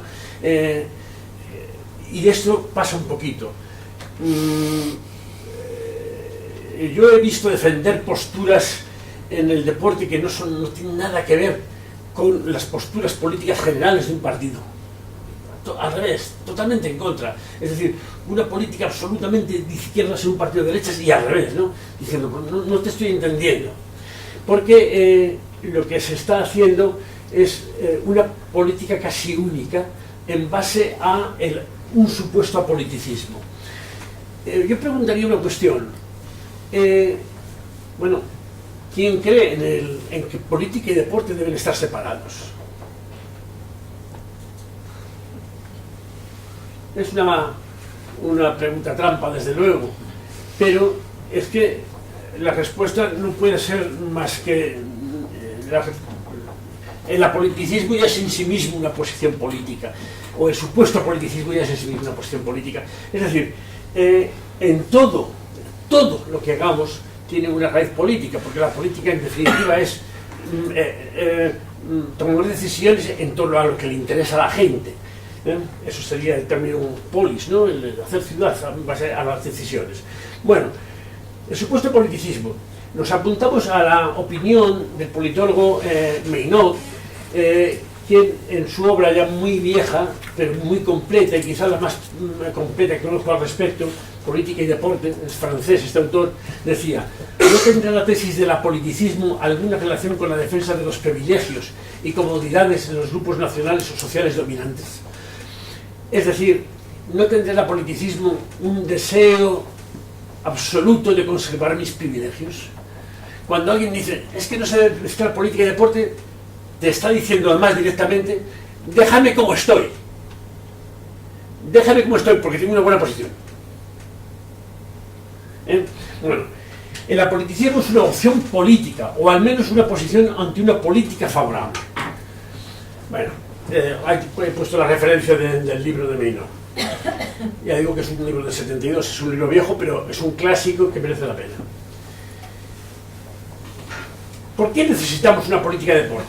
Necesitamos un texto legal, al menos, una ley del deporte, ¿no? Que diga, que garantice el derecho al deporte, para empezar, eso es política, que regule el asociacionismo de clubes y federaciones, eso es política, que distribuya las competencias de las distintas administraciones, eso es política, que aclare la condición jurídica del deporte, que decida las edades en el deporte obligatorio, por ejemplo, que garantice la transparencia de las competiciones, que preserve los derechos de los deportistas, y muchas más cosas. Por ejemplo, porque precisamos políticas deportivas que decidan sobre aportaciones al deporte estructurado, al deporte escolar, al deporte para todos, al aumento del parque de instalaciones deportivas, a la promoción del deporte a través del deporte profesional o de élite, porque necesitamos decisiones políticas sobre cooperación interinstitucional, sobre cooperación entre el deporte federado y el deporte escolar, sobre cooperación en el campo, con el campo empresarial. Es decir, porque necesitamos decisiones políticas permanentemente.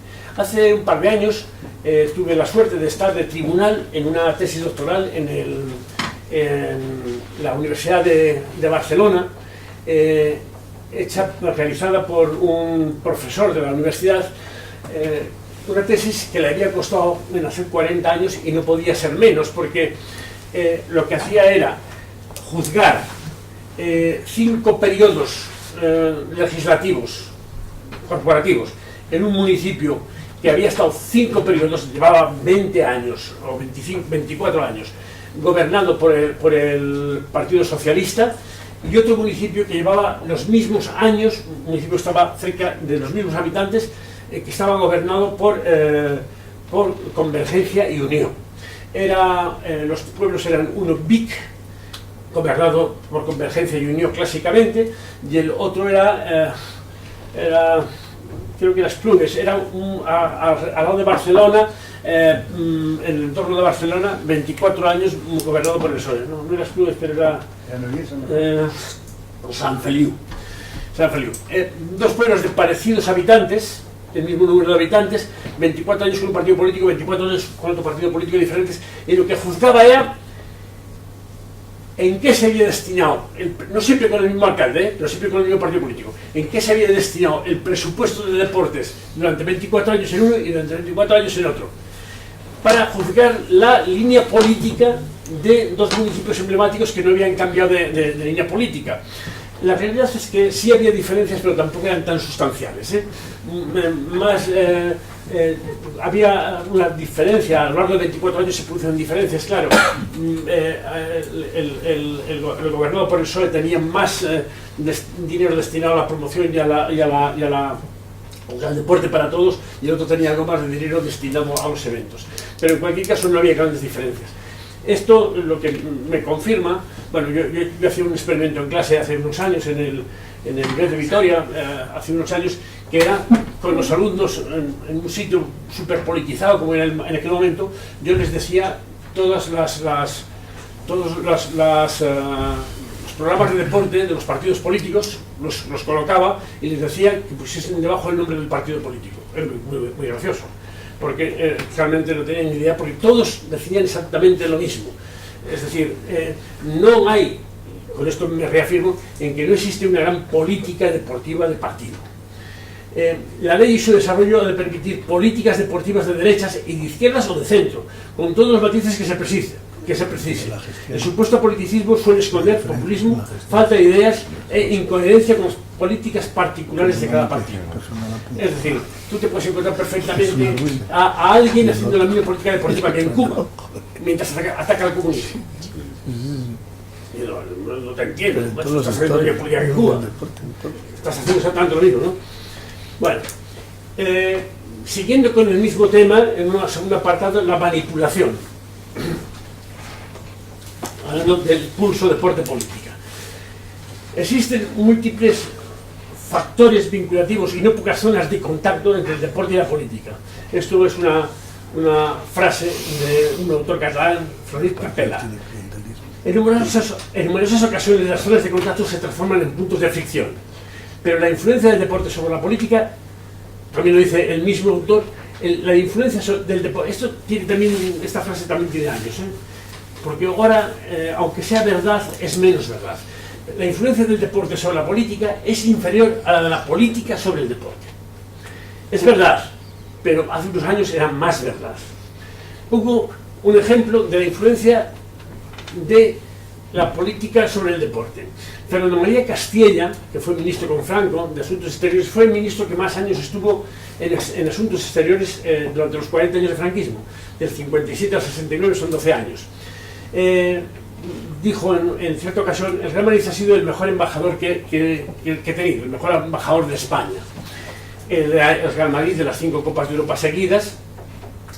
Esto está sacado de un libro de Julián García Candán. Y ahí he puesto una foto que me he encontrado en internet en la que está el ministro con Santiago Bernabéu, ministro Castilla con Santiago Bernabéu. Pero este mismo ministro, y eso no lo he encontrado porque me hubiese gustado traer aquí el recorte, tengo la referencia pero no he encontrado ninguna foto, publicó un artículo en el ABC, este ministro, que por cierto no era del Real Madrid sino del Athletic de Bilbao. Era bilbaíno y jugó en el Athletic, en categorías inferiores.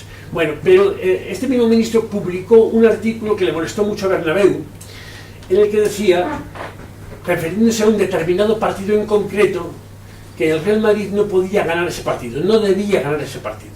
Era el primer partido que jugaba el Real Madrid en Rusia después de muchos años de no relación con Rusia, España con Rusia. Y entonces, la primera relación de España con Rusia es un partido del Real Madrid no recuerdo contra qué equipo, supongo que contra la Estrella Roja, supongo, de Moscú. El Castilla dice: en este momento no es conveniente que el Real Madrid gane. es conveniente que pierda para las relaciones de España con Rusia. Bueno, eso le molestó mucho a Bernabéu y, por cierto, España, Real Madrid ganó ese partido. Pero el ministro firmó un artículo en el ABC pidiendo la derrota del Real Madrid. Es decir, diciendo que era interesante la derrota del Real Madrid.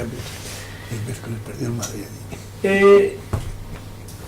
Pongo aquí, antes de empezar con lo de Rusia, y pongo aquí vuelvo al tema. Ese señor que he puesto ahí en la imagen es McLaren.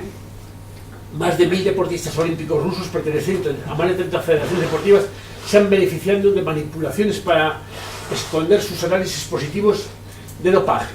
Este es el titular, esto no me lo he inventado, es el titular de la segunda parte del informe que la Agencia Mundial Antidopaje encargó al profesor Richard McLaren. Y Richard McLaren dice: hemos descubierto la existencia de una conspiración institucional en la que participaron deportistas, dirigentes deportivos y del Ministerio de Deporte ruso. Es decir, ambos ejemplos son dos ejemplos de manipulación de la política sobre el deporte. Recuerdo una conversación que tuve hace muchos años. En mi época de director del Instituto Vasco de Educación Física, firmamos un convenio con la Facultad de Educación Física de La Habana, Instituto Superior de Cultura Física Manuel Fajardo, así se llamaba, y en aquel momento tuve una conversación con el presidente del INDER, que sería algo así como el Consejo Superior de Deportes cubano. Se llamaba Conrado Martínez Corona, y este señor después ha sido muy famoso porque fue alcalde de La Habana, incluso se ha barajado su nombre como un posible sucesor de Castro. Bueno, pues Conrado Martínez Corona, yo le enseñé un artículo que había escrito sobre los Juegos Olímpicos, en el que yo decía que 25 medallas olímpicas o 22 medallas olímpicas que había sacado Cuba en los Juegos de Barcelona, a España esas medallas le costaban aproximadamente, cada medalla, lo mismo que un kilómetro de autopista. Era simplemente dividir las aportaciones del plan ADO entre el número de medallas, sacabas el precio de cada medalla, de forma muy simple. Y era más o menos un kilómetro de autopista en España. Y el tío se quedó un rato pensando y me dijo, al cabo de un rato largo, era en una comida, habían pasado 10 minutos desde que le he dicho aquello, y dice: oiga, mire, si nosotros hacemos 22 kilómetros de autopista, no se entera nadie. Si sacamos 22 medallas, se entera todo el mundo. Es decir, la publicidad que otorga el deporte y la posibilidad de manejo política que otorga el deporte no lo tienen 22 kilómetros de autopista. 22 medallas olímpicas sí, ¿no? Para él, indudablemente, desde un punto de vista político, era mucho más importante una cosa que la otra. Esto ya lo he visto. Pongo en sentido contrario, la presión del deporte sobre la política. Lo pongo ahora al revés. Ya se acabó. Esta es una cosa que la recordará bien Valladolid. Hemos traído fotos de las manifestaciones que salvaron al Celta y al Sevilla en el año 1995, cuando la ley del deporte pero el decreto que había sacado el Consejo Superior de Deportes sobre los clubs, las sociedades anónimas deportivas, obligaban a los clubs que no hubiesen depositado el 5%, creo que era, o el 15% de su presupuesto previamente, tendrían que bajar a segunda B. Y cuando se cumplió el plazo, que fue el 30 de agosto, o el 30 de julio, mejor dicho, el 31 de julio, dos clubs de la Primera Liga Española tenían que bajar a segunda B, que eran el Celta y el Sevilla. Eso hacía que el Murcia y el Valladolid pudiesen ocupar plaza en Primera División. La presión que se hizo en Sevilla y en Vigo fue tremenda. He puesto ahí dos fotos de dos manifestaciones, la primera en Vigo, la segunda en Sevilla, y fue tal el revuelo que se pactó que durante 2 años la Liga tuviese 22 equipos. Supongo que algunos de vosotros, los que tengan un poco más de edad, lo recuerdan. Aquello fue un triunfo de la presión del deporte sobre la política. Es decir, justamente en el sentido contrario de lo que estaba diciendo antes, la relación política-deporte. He puesto ahí una foto de Cortés Elvira, que era el secretario de Estado para el Deporte en aquel momento. Ahora una cosa mucho más actual, mucho más actual. Ahí tiene una foto de Kaepernick. Kaepernick es un jugador de fútbol profesional que, como protesta contra el tratamiento policial a los negros, se niega a cantar el himno de Estados Unidos en los partidos profesionales de fútbol americano. Se pone de rodillas y una rodilla en el suelo y no canta el himno como forma de protesta. Kaepernick era la estrella de Nike en el fútbol americano. Era el hombre que tenía un contrato multimillonario con Nike. Trump arremetió contra él y contra todos los que hacían lo mismo que él, pero este era un poco el líder del tema, y lo que hizo ha sido pedir que el lenguaje de Trump es para mí me cuesta reproducirlo, ¿no? Pero bueno, que ese hijo de no sé quién no debía jugar más al fútbol americano y tal. La respuesta de Nike ha sido renovarle el contrato, con lo cual se ha abierto ahí una lucha entre Nike y Trump, que es, por cierto, un defensor a ultranza de New Balance. Y ahora Estados Unidos está no dividido entre demócratas y republicanos, sino entre New Balance y Nike. Es decir, esta división es curiosa, pero está habiendo quema de zapatillas y cosas por el estilo por parte de unos y de otros, ¿no? Pero aquí, por ejemplo, hay un pulso importante de Nike, que posteriormente a la declaración de Trump ha decidido renovar el contrato a Kaepernick. A mí Nike nunca me gustaba por otras razones, ahora me estoy poniendo un poco a favor de Nike. Bueno, y con esto acabo, y lo hago muy rápido. El manejo publicitario del deporte, y con esto acabo. La positiva imagen del deporte no está ligada al tratamiento político del mismo. Es decir, he puesto ahí varios políticos haciendo deporte, Sánchez, Bush, el francés, ¿cómo se llama este? Sarkozy, el presidente de Galicia, Feijóo, Clinton y Obama.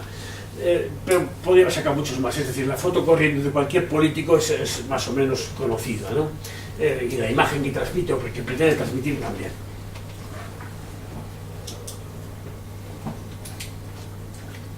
El manejo publicitario del deporte.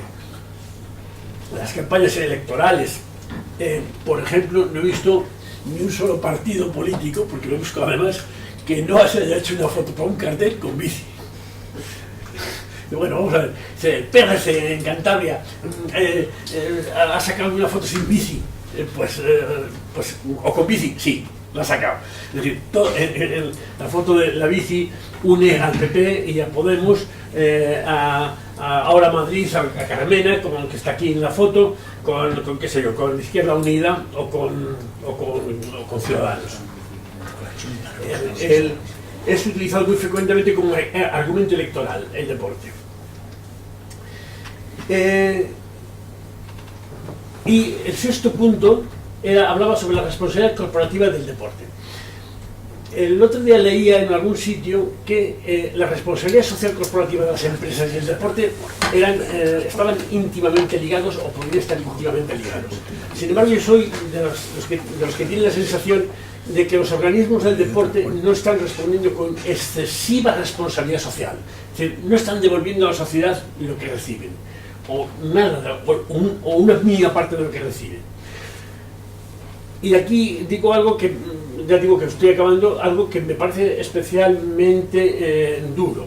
Si hoy existe una imagen corporativa deteriorada, no es la de los fabricantes de bicicletas ni la de los talleres de Eibar. Es decir, si hay una imagen corporativa deteriorada, es la que transmite la administración, la de sus gestores, los políticos, y la de sus trabajadores, los funcionarios. A mí me parece peligroso, porque en democracia debíamos tener una consideración mayor de la vida política. Sin embargo, es rarísimo o inexistente que un político de 0 a 10 supere el 5. Y esto en las encuestas oficiales. En medio de comunicación. Supera el 5, es decir, la gente tiene una concepción de la política negativa, muy negativa. Entre otras cosas porque se dan muchas circunstancias para que sea así, y también porque como solamente se vende lo sensacionalista, solamente se vende la parte negativa. el mundo rosa, la prensa rosa, ahora ya no se dedica tanto a Paquilín, se dedica más a Pedro Sánchez o a no sé qué ministro. Es decir, hemos trasladado la prensa rosa al mundo político y esto pues tiene como consecuencia también un desprestigio de la clase política, pero también del conjunto de la administración, porque a los trabajadores, a los funcionarios se les percibe como una casta también, como una casta privilegiada. Percibimos como un problema a los unos y como una casta privilegiada a los otros.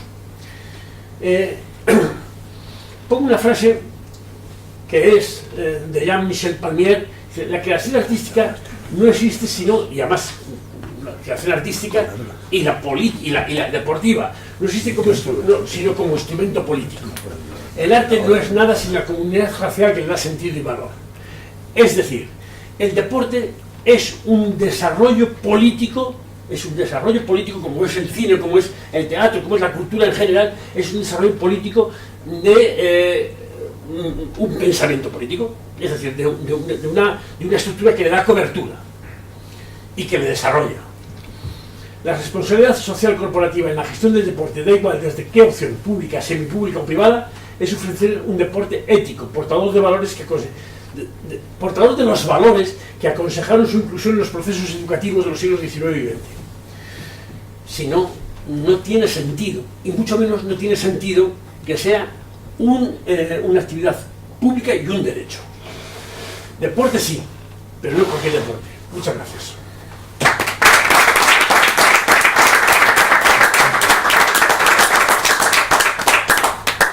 Y ahora estoy dispuesto a contestar lo que ustedes deseen, si puedo. Y si no, pues ya contestará Uni. Tengo una pregunta o un comentario.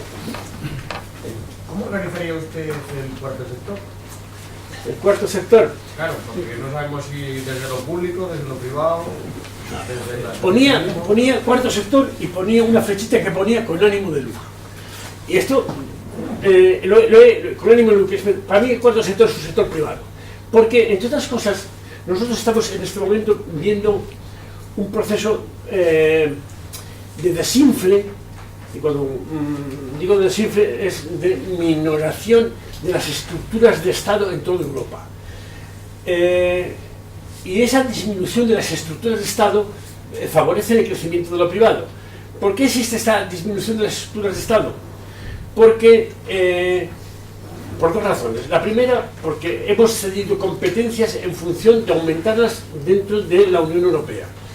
La Unión Europea, que está bien entredicho, pero es así, es decir, la política agraria nuestra o la política de pesca nuestra, me refiero a la española, pues tiene competencias cedidas a Europa. No decidimos lo que queremos, tenemos competencias cedidas a Europa. Pero también hay un desinfle de la administración en función de un aumento de la política privada, de las iniciativas privadas. Ese desinfle de la administración se ve muy claramente, por ejemplo, en países que son muy liberales, como puede ser Estados Unidos. Digo, muy liberales económicamente hablando, que es el origen del término. Es decir, donde la iniciativa privada lo es todo y donde la iniciativa pública es cada vez menor. Bueno, pues nosotros estamos sufriendo un proceso, o experimentando un proceso de desinfle de lo público en función del crecimiento de lo privado, lo cual no limita los aspectos comunes. Por eso ese cuarto sector yo lo veo como privado, exclusivamente como privado. Y en la propia diapositiva ponía una flechita que ponía con ánimo de lucro. Yo creo que queda muchísimo papel todavía para la administración. Dices, no podemos dejar de la mano de los sectores privados precisamente una especie de perversa idea del deporte, sobre todo en los rangos de edades. Tú llegas ahora mismo y tienes un rango de edad entre los 3 y los 12 años, los cuales infantil y primaria, los niños pues prácticamente es actividad secundaria y es casi como voy a dejar a los niños para que me dejen libre desde las 4 hasta las 7 de la tarde o hasta las 8 de la tarde. Que hagan lo que quieran, con tal de que no me moleste. Si hacen deporte, pues bien. No sabemos muy bien en esa parte qué es lo que se están haciendo con esos niños. Ahí debería estar vigilando un poquito más el tema de la administración. Pasamos luego entre los 12 y los 18, el instituto. Podremos estar haciendo ya un deporte quizás más seleccionado, me entraría más el deporte federado, podría, sí, vale, de acuerdo, lo dejamos. las universidades o el rango desde los 18 hasta los 30. Una profesionalización más fuerte. Bueno, pero ya a partir de los 30 la mayoría de la gente se casa y dices, no, porque los fines de semana ya los tengo que dedicar a los niños, a la casa, al trabajo, ¿qué dedico de Esto no lo aguanto. y voy al médico y me dice, pesa usted 100 kilos, tiene las rodillas destrozadas, haga usted deporte. Bueno, haga usted deporte. Oye, que tienes la tensión alta, tienes que hacer deporte. Que tienes la capacidad pulmonar hecha por los puertos, haga usted deporte. Es decir, está una vinculación en un rango de edad entre los 30 a los 60 años muy ligada a la salud. Entonces, ahí la administración tiene mucho que hacer, porque eso es gente que luego va a estar dependiendo, va a tener problemas de movilidad, va a tener problemas coronarios y vamos a tener que estar arrastrando quizás esas leyes famosas de dependencia, de que no se mueven, que no tienen problemas o tienen las obesidades. Y está obligada precisamente a vigilar ese campo. Si lo dejamos en los sectores privados, ¿qué corre el riesgo? Fútbol. Bueno, un deporte mayoritario. Lo que les interesa realmente no es que te muevas, es que estés en un bar sentado viendo ese deporte, tomándote tu cerveza y comprando toda la equipación de ese equipo. Eso es una cosa que creo que debería, me refiero principalmente a esa visión perversa del deporte. Y creo que efectivamente la administración tiene mucho campo todavía para poderle manejar. Vamos a ver, yo digo que la administración tiene el poder de liderar y de hacer la ley, y además debe liderar, hacer la ley y hacer una política deportiva. Hacer una política deportiva de verdad, y no una ambigüedad, no dedicarse a ambigüedades, sino hacer política deportiva. A mí, que en la escuela pública, es decir, la de la administración, se lleva mejor el deporte después de la edad, después de las clases obligatorias que de los privados, no lo sé. Lo dudo, pero no lo sé. Y son de la administración. No, me refiero sobre todo a la hora del rango entre los infantil y primaria, sí. Es a las actividades extraescolares. Sí, las escuelas, me refiero yo. ¿Se hacen mejor en la escuela pública que en la privada? No lo sé. Clásicamente no ha sido así. Ha habido más en la privada que en la pública. Pero bueno. Hay problemas actualmente que, por ejemplo, no se sabe, ya se ha desautorizado en cierta forma que las AMPAs lleven ese tipo de control. Tienen que estar los municipios o los ayuntamientos tampoco llegan a tener mucho control de eso. Entonces, ¿qué hacen ahí? Hay unas empresas, están surgiendo unas empresas privadas que se están dedicando un poco a focalizar ese tipo de actividades. No te preocupes, si que cercan a la AMPA, dices, yo te pongo aquí, dices, como te tienes que tener un monitor y le tienes que tener el dado legal de la seguridad social, dices, contamos y ya estás. ¿Tú qué necesitas? Tener cubierto desde las 4 de la tarde que termina el comedor escolar hasta las 8 de la tarde para que te recojas al niño. Me encargo de hacer eso. Pues yo sí creo en esa empresa. Sí creo en esa empresa sobre todo porque si no hacen mal la echaré y meteré a otra. Es decir, lo que creo es que la competencia de lo privado, y además he empezado la conferencia por aquí, tenemos que ir obligatoriamente a la cualificación. Y el AMPA no será gilipollas. Es decir, en cuanto veo que tengo ahí una guardería que no funciona, la cambio. La cambio porque tengo la posibilidad de cambiarla, cosa que con la administración lo tendría más complicado. Es decir, yo sí creo en que todo lo que ha hecho evolucionar económicamente y evolucionar un país ha sido la competencia, el ser competentes, la competitividad, el ser capaces de competir. Bueno, pues eso en el mundo del deporte pasa lo mismo, la evolución está en la competitividad, en el saber competir, y eso lo hacen mejor, mucho mejor. Bueno, lo hace la iniciativa privada precisamente porque la administración generalmente no compite.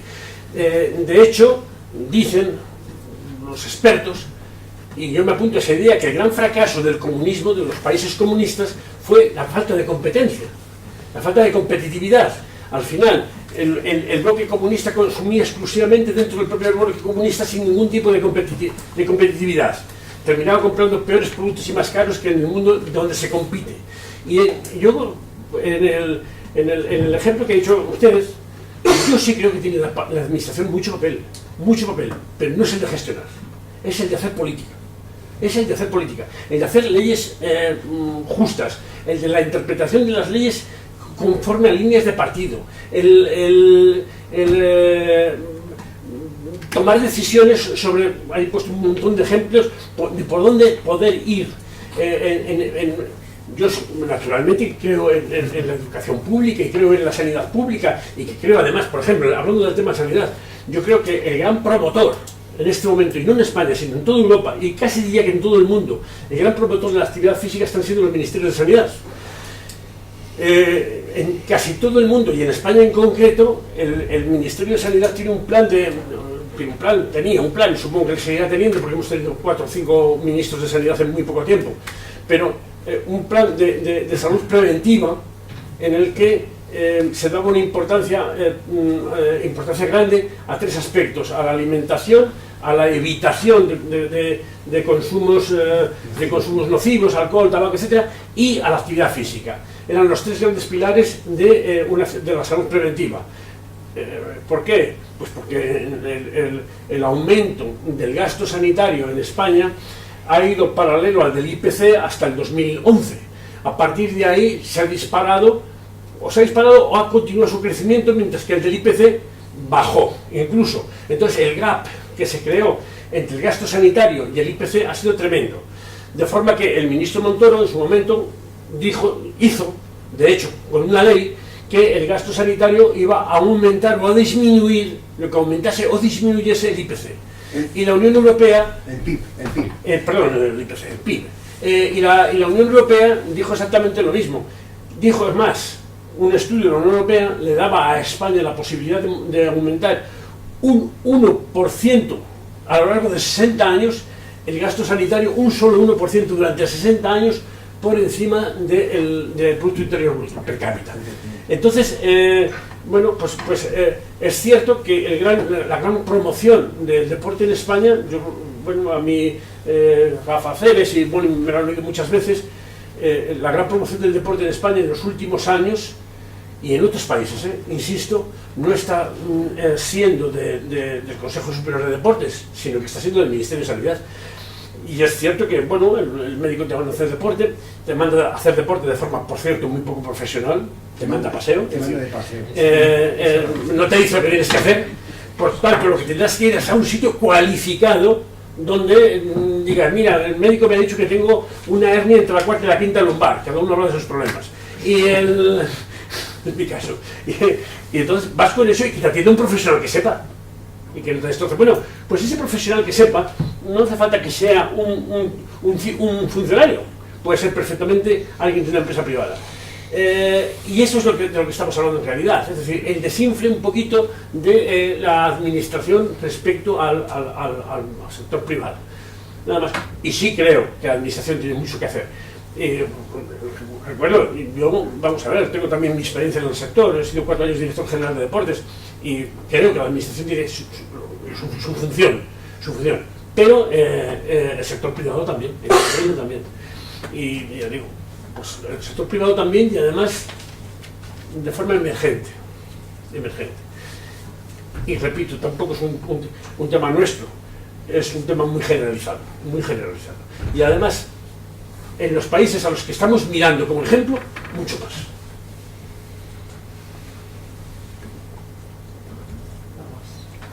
Muy bien.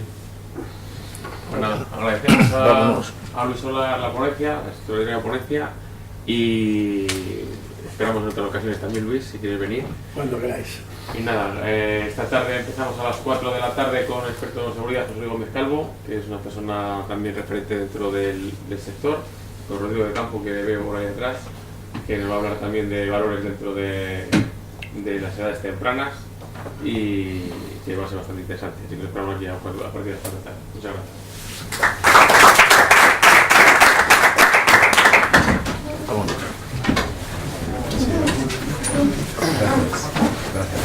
Gracias.